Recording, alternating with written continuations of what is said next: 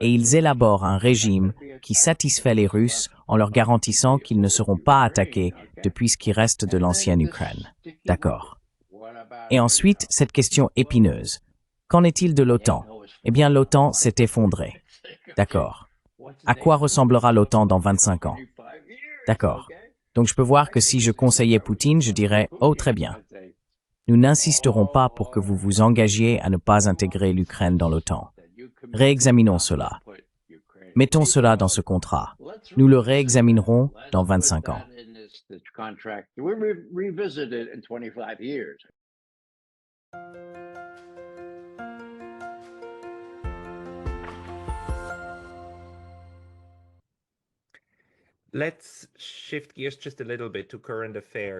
Passons un peu aux affaires courantes, sur lesquelles je veux vous interroger. Si Tulsi Gabbard devient effectivement la chef des agences de renseignement, sera-t-elle principalement responsable de la liaison avec le président? D'autres personnes vont-elles rivaliser pour attirer l'attention de Donald Trump? Et si vous regardez ce qui s'est passé ces 3 ou 4 derniers jours, avec Netanyahou venant à Washington, et ensuite Donald Trump faisant cette annonce choquante qu'il veut vider la bande de Gaza et reconstruire. Et il a lu cela à partir de fiches. Ce sont des fiches préparées, n'est-ce pas? C'était une affaire préparée avec des personnes autour de lui, au moins partiellement responsables de s'assurer que c'est une politique, pas juste une idée spontanée. Il en a beaucoup, n'est-ce pas? Il parle souvent de manière improvisée, mais celle-ci était préparée. Qui dirige ou va diriger cette administration en dehors des impulsions de Donald Trump?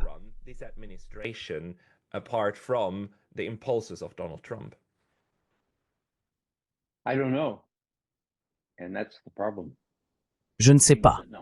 Et c'est le problème. Poutine ne sait pas. Personne ne sait.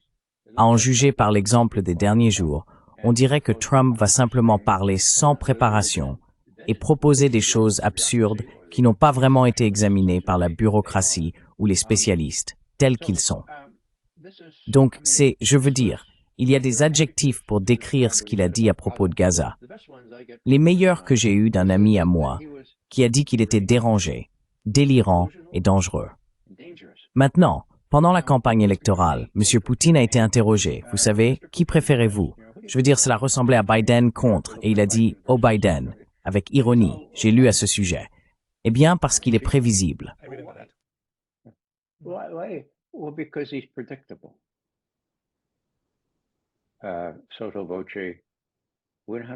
À voix basse, nous n'avons pas à gérer ce type imprévisible dont nous savons ce qu'il va faire.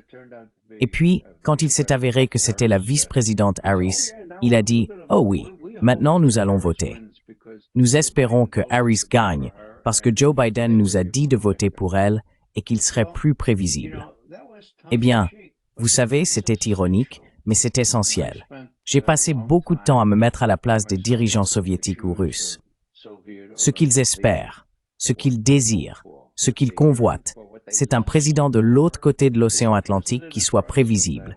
Après tout, ils ont leurs doigts sur les codes, pour l'amour de Dieu, les codes nucléaires.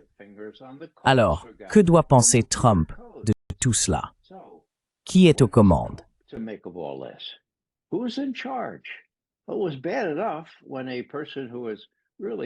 C'était déjà assez grave quand une personne qui était vraiment non compo mentie, ce serait Joe Biden, déléguait ses décisions à des gens comme Blinken et Sullivan. Et le pire a été évité, parce que de temps en temps, le département de la Défense intervenait et disait non, c'est un pont trop loin. Nous n'irons pas aussi loin. Et puis ils étaient annulés, et puis de toute façon, il y avait une vraie bagarre. Maintenant, que se passe-t-il maintenant? Trump prend ses décisions tout seul. Maintenant, quel est l'autre côté de cela? Il a choisi Tulsi Gabbard pour être sa directrice du renseignement national. Maintenant, c'est important parce qu'il devait savoir, et il devait avoir été conseillé, qu'elle sait de quoi il retourne, et elle pourrait même lui dire des choses qu'il ne voulait pas entendre.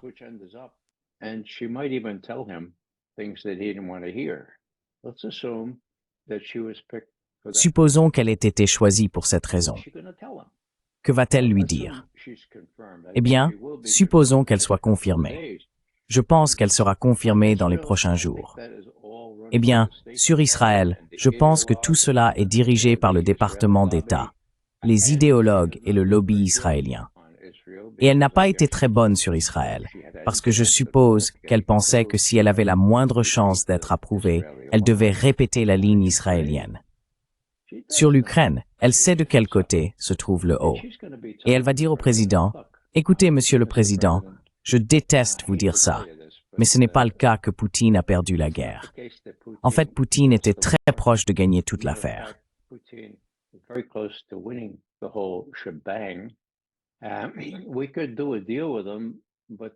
Nous pourrions conclure un accord avec lui, mais l'accord devra être beaucoup plus négatif pour nos objectifs que celui que nous avons élaboré en avril 2022, lorsque nous avions un accord selon lequel l'Ukraine ne ferait pas partie de l'OTAN et tout le reste.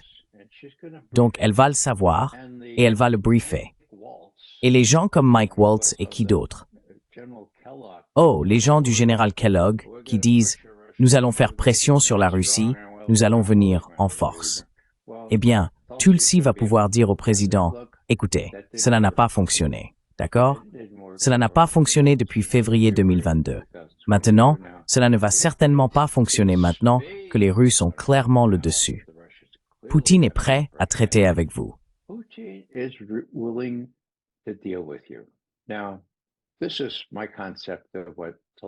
Maintenant, voici mon idée de ce que Tulsi Gabbard pourrait dire lors de sa deuxième ou troisième session avec le président.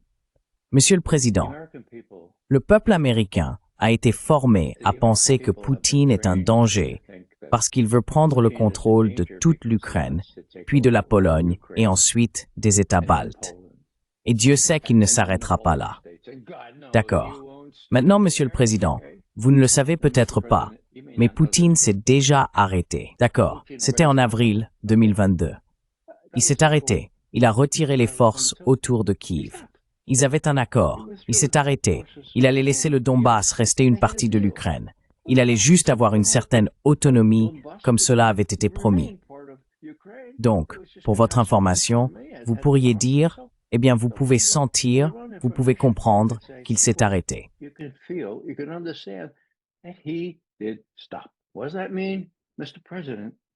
Que veut dire cela? Monsieur le Président, juste entre vous et moi, cela signifie qu'il ne veut pas prendre le contrôle de toute l'Ukraine. Mon Dieu, quel casse-tête ce serait, un Vietnam pour lui. Il y a des gens en Ukraine occidentale qui le détestent. D'accord? Vous n'avez pas à gérer ça, d'accord?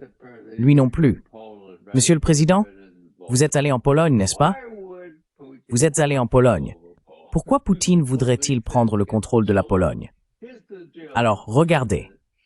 Voici le marché, Monsieur le Président. Ce que vous dites, c'est que vous dites, écoutez, j'ai parlé à mon ami Vlad. J'ai obtenu de lui une promesse et il ne va pas essayer de prendre le contrôle de toute l'Ukraine. Et il a expressément signé ce petit bout de papier qui dit « Je ne veux pas prendre le contrôle de la Pologne ou des États baltes. »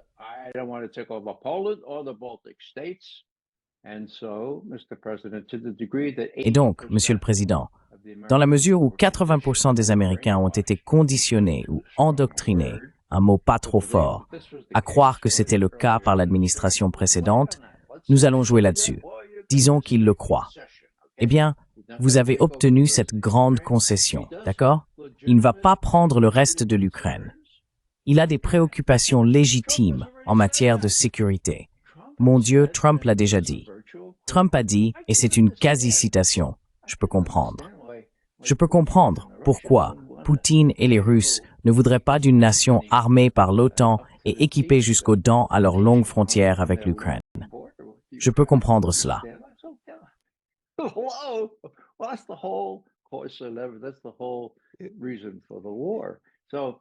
C'est toute la raison de la guerre.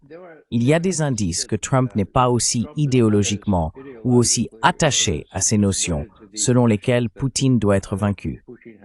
Je pense qu'il y a de la place pour des négociations.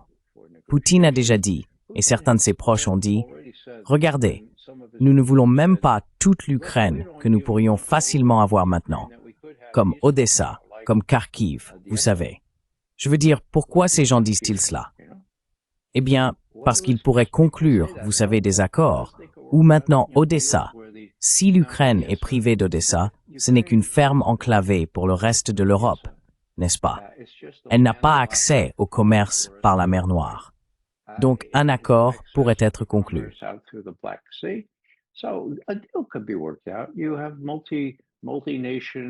Vous avez une gestion multinationale sur le port. Cela a déjà été fait.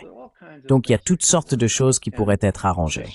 Et le point sensible, bien sûr, et c'est ce que tous mes collègues disent, et tout le monde dit, le grand interdit des Russes est pas d'adhésion de l'Ukraine à l'OTAN.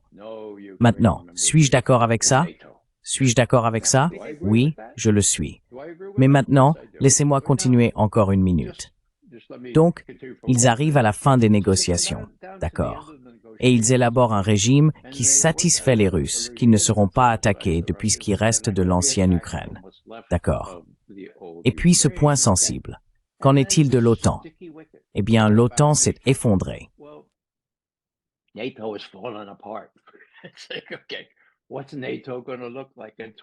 C'est comme, OK, à quoi ressemblera l'OTAN dans 25 ans? OK, donc je peux voir que si je conseillais Poutine, je dirais, oh d'accord, nous n'insisterons pas pour que vous vous engagiez à ne pas intégrer l'Ukraine dans l'OTAN. Réexaminons cela. Mettons cela dans ce contrat. Nous le réexaminerons dans 25 ans. Pas un oui et pas un non, mais mettons cela en veilleuse. Je peux concevoir cela. Ces choses peuvent être résolues. Si Trump a un mérite, c'est qu'il conclut des accords, et il a le mauvais bout du bâton ici. Mais il y a encore une certaine flexibilité du côté russe, j'en suis convaincu, tant qu'il réalise que sa main est une paire de deux et celle de Poutine est 4 as.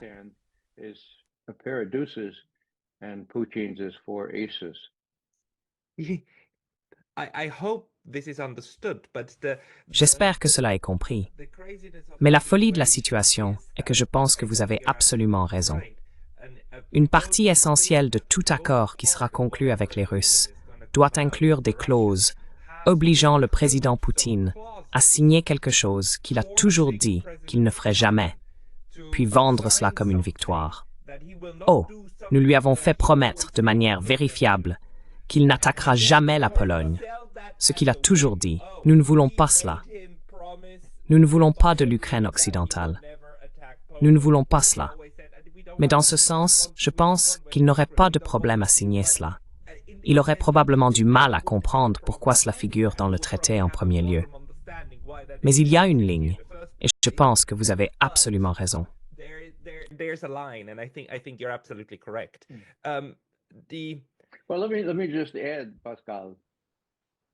Eh bien, permettez-moi d'ajouter, Pascal, que vous êtes le seul parmi de nombreux intervieweurs ou amis à avoir dit cela. En d'autres termes, il y a cette position presque idéologique ferme. Non, non, non. Poutine insistera toujours sur un ferme « pas d'Ukraine dans l'OTAN ». Et j'essaye de dire, eh bien, regardez, dans 25 ans, pas de décision oui ou non dans l'OTAN, mais reportez-la de 25 ans. Tout cela est très, très spéculatif. Mais pourquoi pas? S'il veut un accord, et il pense qu'il le veut, et si Trump veut un accord, ce genre de rhétorique et ce genre de jeu sur les erreurs de ce que Biden et les autres ont persuadé le peuple américain de croire. Vous êtes le premier, je dois le dire, et je vous remercie aimablement d'être venu et d'avoir dit « Oui, cela a du sens pour vous », parce que cela n'a pas de sens pour beaucoup d'autres personnes.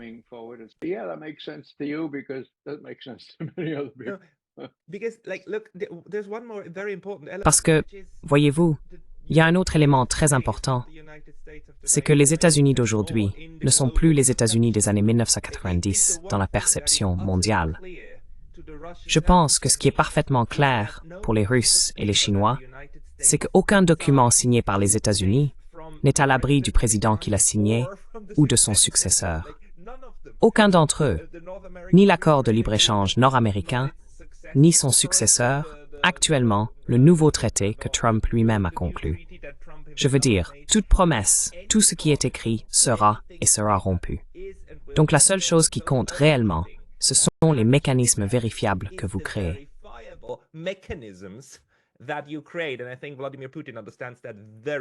Et je pense que Vladimir Poutine comprend cela très très bien. Donc peu importe ce qui est écrit sur le papier, c'est une chose. Mais les mécanismes vérifiables pour rendre cela opérationnel, c'est à mon avis ce que les Russes vont surveiller. Et c'est quelque chose qui ne se joue pas au niveau de, vous savez, mettons-le dans le Washington Post et le New York Times et vantons-le comme une grande victoire. Donc, la question est vraiment les mécanismes que vous créez, car tout le reste à ce stade, je suis désolé de le dire, n'est tout simplement pas fiable à cause de la façon dont le système fonctionne actuellement à Washington.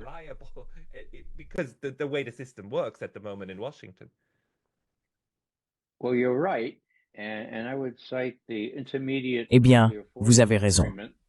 Et je citerai le traité sur les forces nucléaires, à portée intermédiaire, dont Trump lui-même s'est retiré lors de sa dernière année en fonction, ce qui a apporté un certain degré de stabilité à l'Europe et à la partie européenne de la Russie, qui n'avait pas existé depuis la guerre. Quand je dis guerre, je parle de la Seconde Guerre mondiale, n'est-ce pas? Maintenant, ils ont détruit toute une catégorie de missiles. Ils ont détruit les missiles qui étaient construits et en place. Ils les ont détruits, comme tous les missiles à portée intermédiaire et à plus courte portée, à cause de ce traité. Maintenant, ce traité était l'un des Doveri no Proveri, d'accord? Faites confiance, mais vérifiez, d'accord? Et vous avez probablement eu Scott Ritter dans votre émission. Scott est un très bon ami à moi. Il était inspecteur de l'ONU.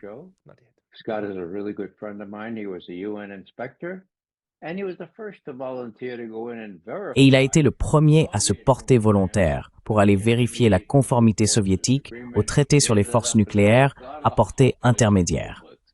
Il s'est retrouvé dans cet endroit épouvantable appelé Votkinsk pendant 2 ans. Il a fait son travail. Et beaucoup de gens disaient « Oh, les Russes tricheraient.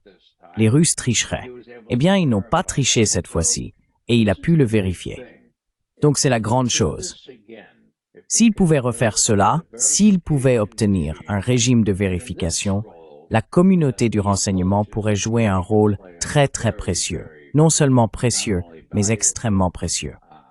Et je le sais, personnellement, parce que j'ai été impliqué dans les négociations du traité sur les missiles antibalistiques en 1971. Je suis désolé. En 1972, c'est quand il a été signé. I'm sorry, in 1971, 1972 is when it was signed. I had 3 people assigned to. J'avais 3 personnes assignées pour travailler avec la délégation, pour collaborer avec les experts militaires, puis pour faire rapport au directeur de la CIA sur les négociations en cours. Et j'ai pu aller à Moscou pour la signature. J'étais là. Quelle sensation formidable, vous savez. J'étais l'une de ces personnes qui se cachaient sous mon bureau, n'est-ce pas?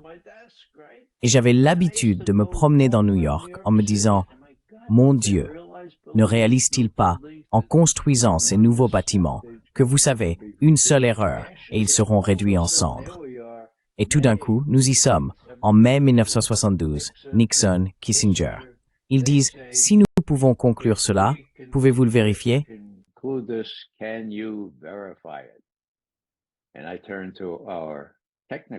Et je me suis tourné vers nos spécialistes techniques, qui sont des gens formidables. Et j'ai dit, oh vous, les gens qui géraient les satellites et tout ce genre de choses, que dois-je dire à Kissinger?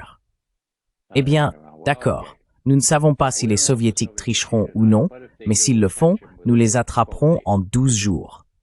D'accord, c'était suffisant. C'était suffisant. Les Russes ont-ils triché? Oui, ils l'ont fait. Ils ont construit ce radar épouvantable dans un endroit appelé Krasnoyarsk, au milieu de la Sibérie, quelques années plus tard, et nous les avons attrapés en 12 jours. Et nous avons dit au président Reagan à l'époque, voici les photos, ils ont triché.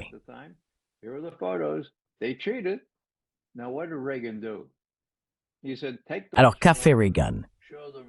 Il a dit, prenez ces photos, montrez aux Russes que nous avons des preuves contre eux. Dites-leur de démanteler ce radar. Nous l'avons fait. Maintenant, ils ne l'ont pas fait. Ils ont dit que ce n'était pas une violation jusqu'à ce que Gorbatchev arrive. Et il nous a écoutés. Il a dit d'accord, nous allons le démanteler, et ils l'ont démantelé. C'est comme ça que nous travaillions avant. Vous savez, nous parlions à ces gens. Nous disions, très bien, regardez, nous vous avons pris la main dans le sac. Et donc cela peut arriver. Ainsi, les parties de vérification de cela étaient extrêmement importantes, non seulement en ce qui concerne le SALT et le traité ABM, traité sur les missiles antibalistiques, mais aussi en ce qui concerne le traité sur les forces nucléaires à portée intermédiaire, que comme je le dis, Scott Ritter a aidé à vérifier. Et donc ce sont les deux accords stratégiques fondamentaux dont Bush Jr., en premier lieu, est sorti du traité ABM, et puis j'hésite à dire son nom, Trump, il est sorti du dernier.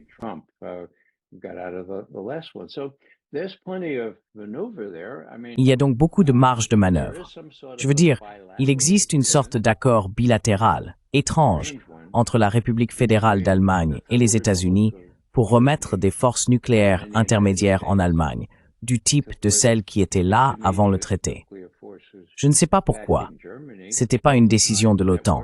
C'était un peu comme un codicile, une sorte d'appendice. Oh oui, nous avons aussi décidé cela. Et quand Olaf Scholz a été interrogé, eh bien, qu'est-ce que c'était? Cela n'a aucun sens. Il a dit, eh bien, les Américains le voulaient. Alors nous avons dit, d'accord.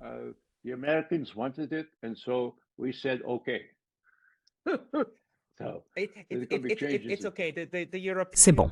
Les Européens sont à ce stade une cause perdue. Peut-être qu'ils se ressaisiront à un moment donné, mais pour l'instant, je veux dire, ils sont un caniche.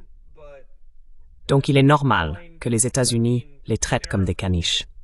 Je veux dire, si vous vous comportez comme un caniche, vous serez traité comme un caniche. You will be treated as a poodle.